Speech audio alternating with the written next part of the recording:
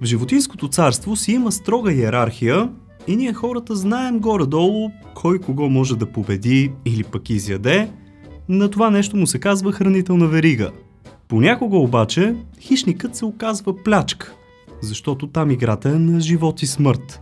Всеки се бори за оцеляване. Останете до края на това видео, защото днес ще ви представя 13 супер интересни случая, в които някои животни се избират грешните опоненти. Ако подобно съдържание ви харесва, то абонирайте се за канала, бе хора, напълно безплатно е, пък и така ще получавате по минимум 2 видеа всяка седмица. Ако зашиете тази камбанка, тя ще ви известява за тях. Промокодовете за пестене на пари от сайтовете, както винаги, са изписани тук и тук. А в новата ми книга 50 невероятни загадки ви разказвам някои наистина супер интересни и таинствени случаи. Нея, както и останалите ми книги от серията Топ Мистериите, може да поръчате от линковете долу в описанието. Благодаря ви за подкрепата. Днес ви питам, кое според вас е най-страшното животно на планетата Земя?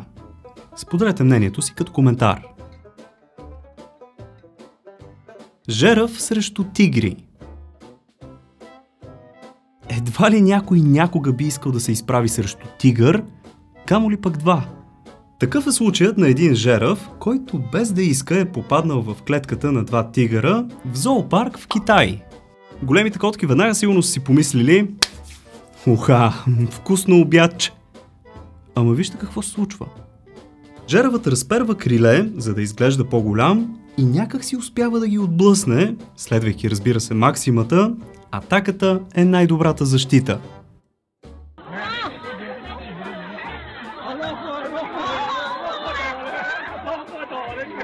Става така, че тигрите трябва да се защитават от него. Явно успяха да събудят истински звяр с човка, приличащ на майстор Крейн от Кунг Фу Панда.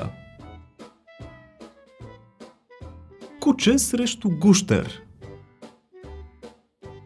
Всеки подценява по-големите гущери, като игуаните например, защото са доста мудни, все гледат да се скрият и не са агресивни. Когато обаче някой застрашава живота им, гледайте какво става. Наблюдаваме куче, което се дъха на доста голям гущер. Какво обаче става, когато на влечугото му кипне? Подгонва го естествено. И изведнъж лая се превръща в квичене. Когато си много отворен и се заяждаш, обикновено така се получава. Сега ще ви пусна още един случай, в който цяла глутница се закача с неподходящия гущер.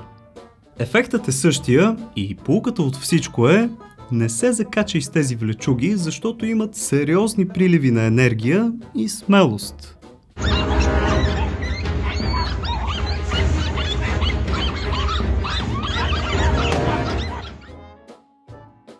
Патица срещу тигър.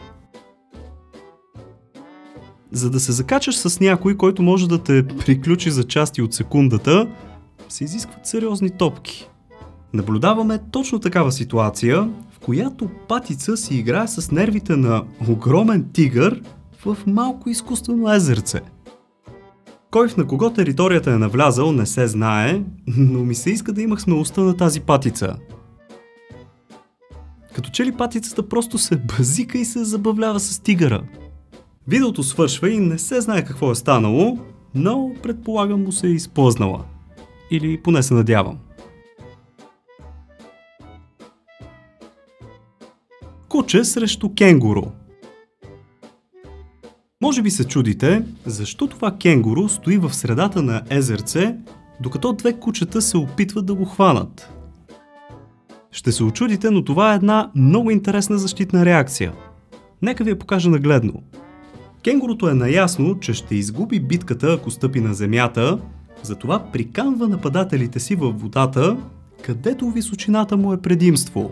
А там то ще се опита да ги удави.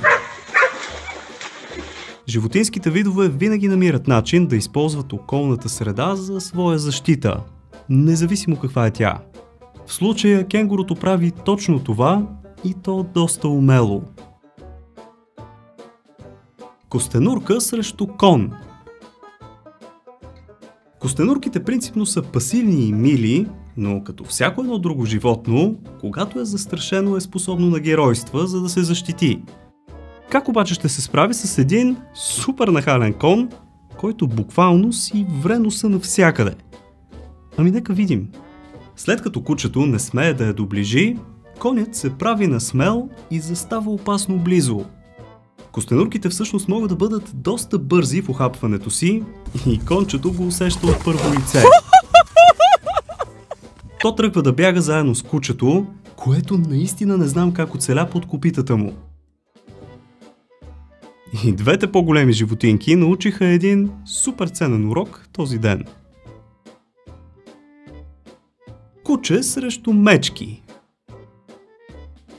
Сигурно сте чували, че малките породи кучета имат някакъв синдром, който ги кара да си мислят, че са големи и страшни.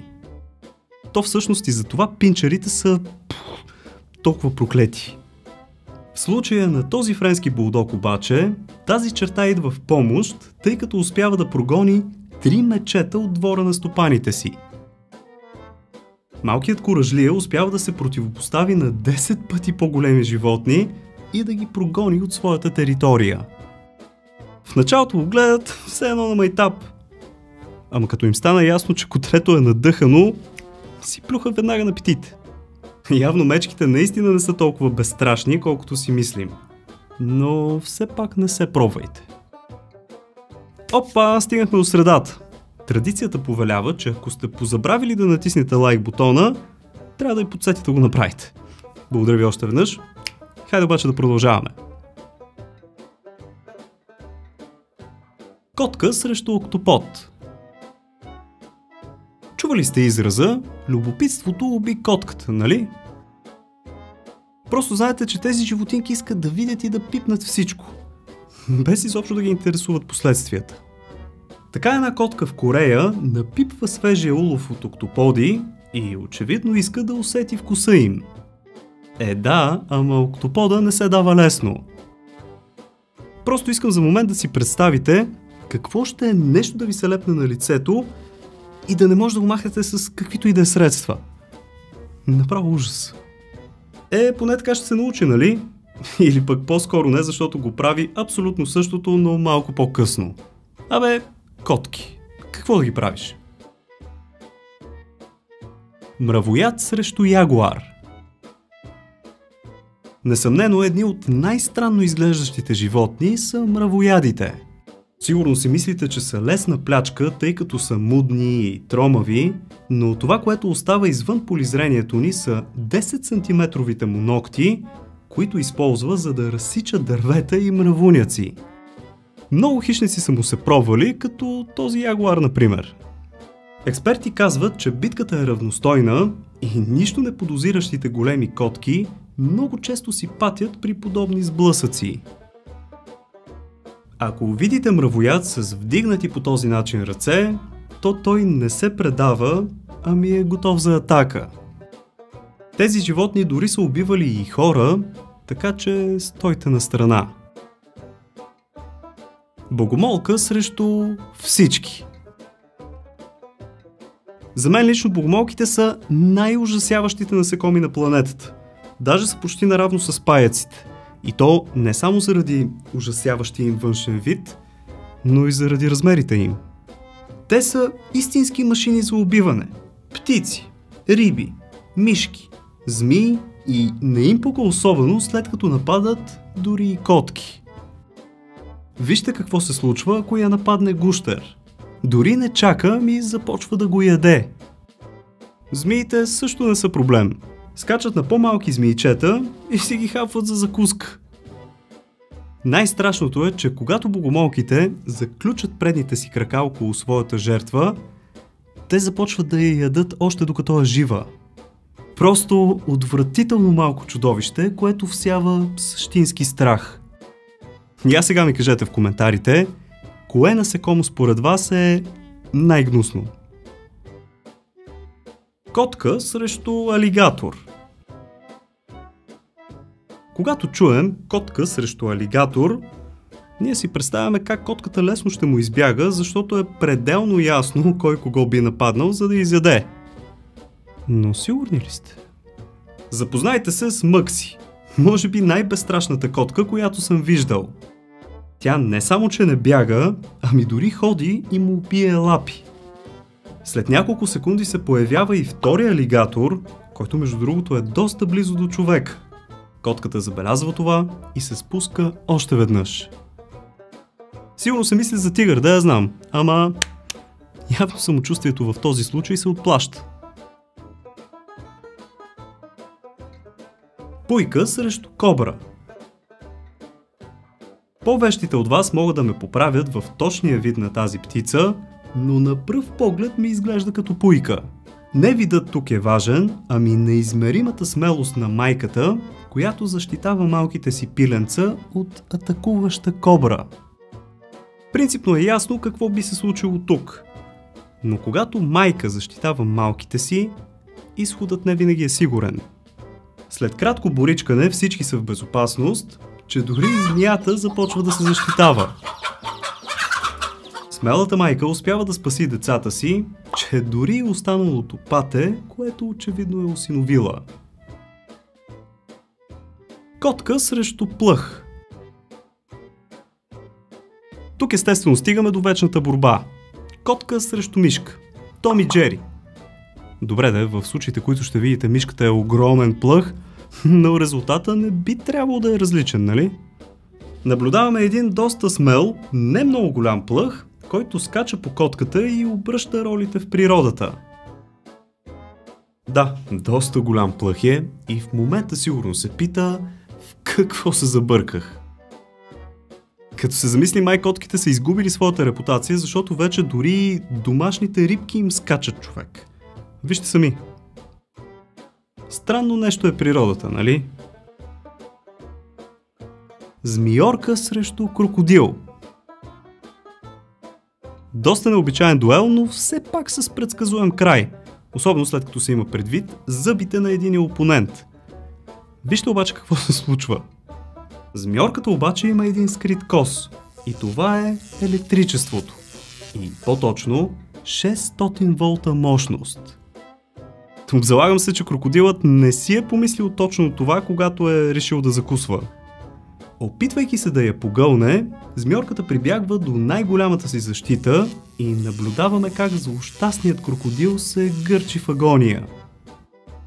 Лошото е, че спазмът, породен от електрическия шок, заключва още по-силно челюстите му. Така че кой е победител не се знае, но по-късно във видеото крокодилът е безжизнен. Хареса ли ви видеото? Ако отговорът е да, дайте му по един палец нагоре. Ако ли пък не, давайте надолу. Всъщност не, те сега го смениха само на дислайк, ама натиснете каквото ви е на сърце. Ако желаете обаче да ми ударите едно рамо в нещата, които правя, споделете днешното видео в социалните мрежи с приятели. Така, не се възикам, само с един-два клика ми помагате супер много, за което ви благодаря.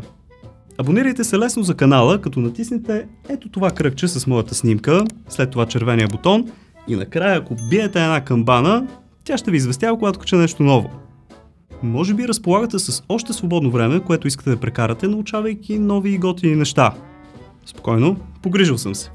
Натиснете на едно от ето тези двете видеа тук. Благодаря ви, че за пореден път бяхте с мен. Чао! И до нови срещи!